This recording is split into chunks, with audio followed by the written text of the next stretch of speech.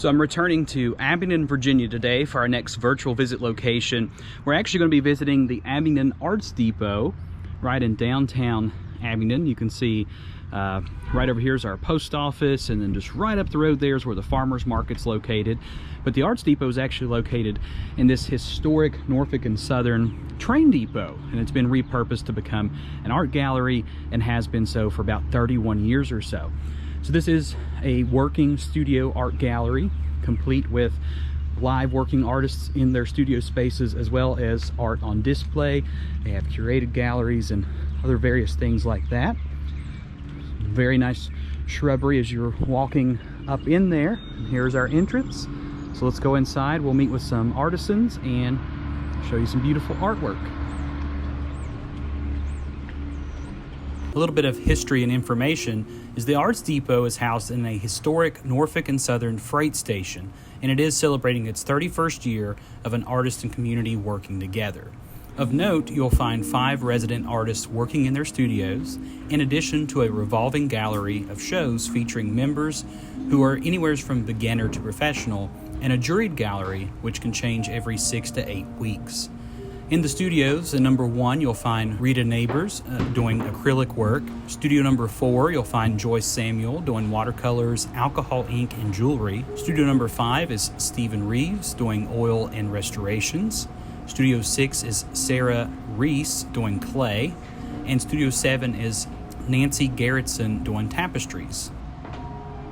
Here I'm inside of Rita's studio, checking out some of her acrylic work. And one thing I really liked about Rita's work was it's not all just done on canvas in these frame setups. You can see that some of these are done on all these pieces of tin.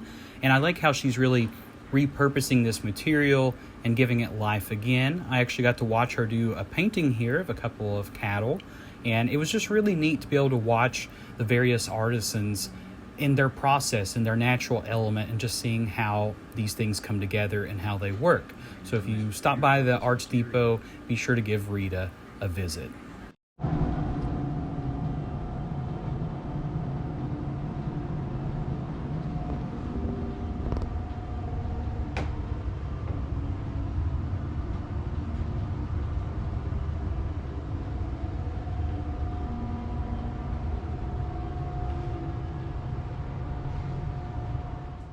The next studio that I stepped in was studio number 4, and that's Joyce, and she concentrates in watercolors, alcohol ink, and jewelry. So all across her studio, I was just able to see all these beautiful pieces of work that she does on both canvas, rice paper, and other forms. She has prints available of her work, as well as some originals and also some neat little cards in her card rack. She was explaining to me some of the processes with alcohol ink, and even told me that she teaches a class in it twice a year. So it's definitely something I want to look out for, and something I want to remind everybody of is the Arts Depot also works at trying to educate you on different forms of art, and you can actually learn from the artisans of how their processes work and how you might can even try these things yourself.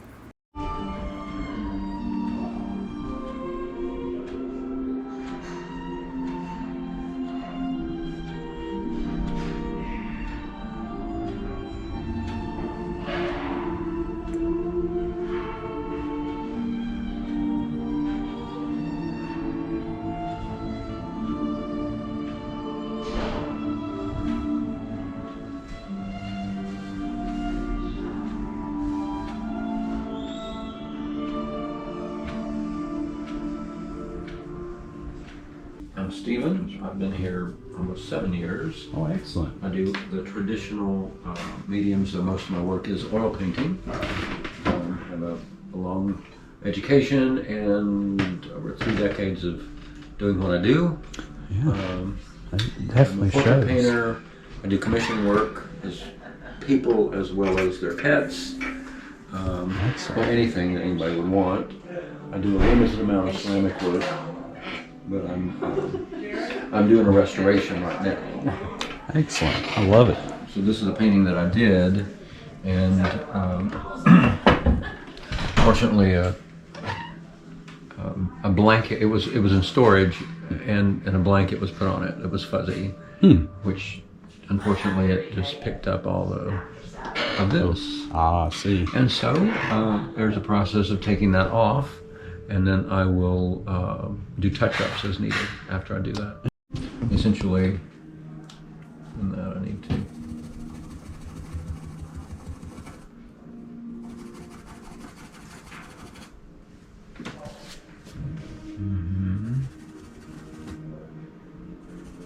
I can see what's going on. After my stop with Stephen, I went to visit Sarah, who concentrates in clay.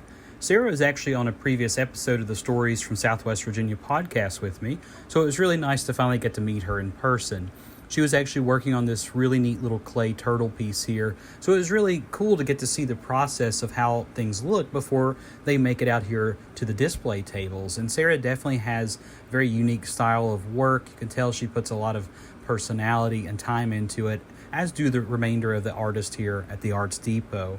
It was very neat to go into each of these studios because every artist, even though their mediums might have been different, just their characteristics and their personality that really showed through their artwork was also very different to look at. So it was a very enjoyable experience, and I was truly amazed at all the astounding, wonderful work that I was surrounded by on this particular visit. And the Arts Depot wanted me to know that it's a community of artists working together, and through individual donations, yearly memberships, support from the town of Abingdon, Washington County, and the VCA, they're able to continue offering education, gallery exhibits, studios for visitors to visit as well. The Arts Depot is a 501c3, and their mission is to promote and support regional artists through working studios and gallery exhibits, and to provide educational opportunities in the arts for the community. The last artisan that I met with today is in studio number 7, and that was Nancy, and she was very kind enough to show me how her loom process works when she's making her tapestries in various 3D fiber pieces. It was a very fascinating process that I enjoyed watching and learning more about, and here in just a second I'll let Nancy show you how she goes through the process. So I can go under, over, but it's easier if I step on this one, every other one comes up. And then when I step on this one, every other one comes up. So I can go through and then change and go back, and I can pack it down. And that's weaving. Now, I also can weave it so that 2 up or 2 down. And I often do that because that allows me to cover up the warp. This is the warp, and this is the web. So when I'm covering it up, you don't see the white anymore, and it becomes a solid color. See the difference? I see, okay. So when I'm doing most of my tapestries, I'm doing it with the 2 up, 2 down, because I want to cover up that. And you don't, there's white inside every one of those, Really? but you don't see it. So Clever. if you come over here,